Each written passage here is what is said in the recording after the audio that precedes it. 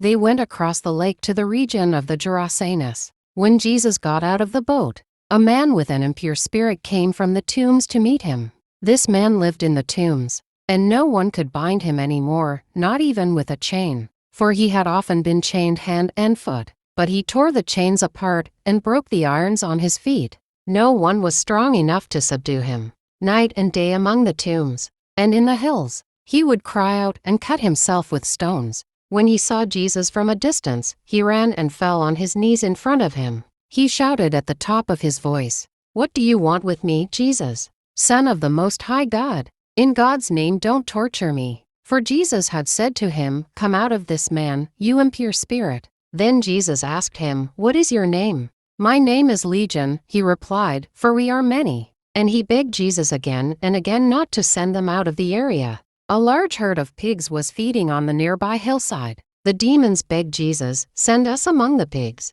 Allow us to go into them." He gave them permission, and the impure spirits came out and went into the pigs. The herd, about 2,000 in number, rushed down the steep bank into the lake and were drowned. Those tending the pigs ran off and reported this in the town and countryside, and the people went out to see what had happened. When they came to Jesus, they saw the man who had been possessed by the legion of demons, sitting there, dressed and in his right mind, and they were afraid. Those who had seen it told the people what had happened to the demon-possessed man and told about the pigs as well. Then the people began to plead with Jesus to leave their region. As Jesus was getting into the boat, the man who had been demon-possessed begged to go with him.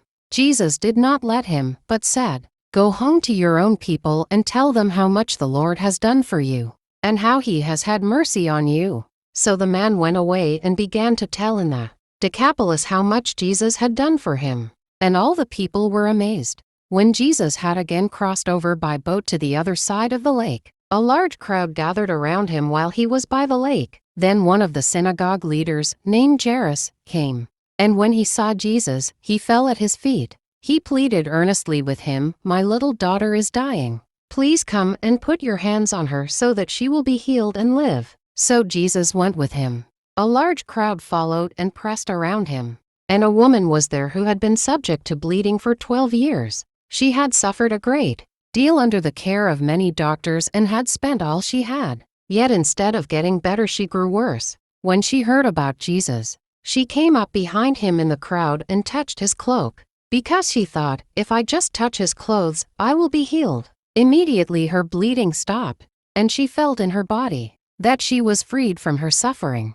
At once Jesus realized that power had gone out from him. He turned around in the crowd and asked, "Who touched my clothes?" "You see the people crowding against you," his disciples answered. "And yet you can ask, 'Who touched me?'" But Jesus kept looking around to see who had done it. Then the woman, knowing what had happened to her, came and fell at his feet and, trembling with fear, told him the whole truth. He said to her, "Daughter, your faith has healed you.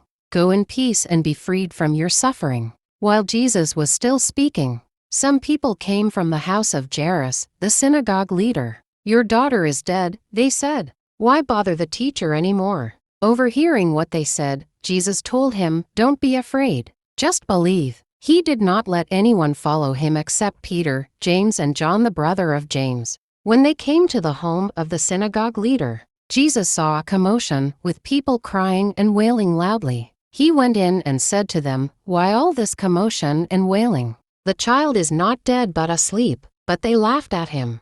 After he put them all out, he took the child's father and mother and the disciples who were with him, and went in where the child was. He took her by the hand and said to her, "Talitha cum," which means, "Little girl, I say to you, get up." Immediately the girl stood up and began to walk around. She was 12 years old. At this they were completely astonished. He gave strict orders not to let anyone know about this, and told them to give her something to eat.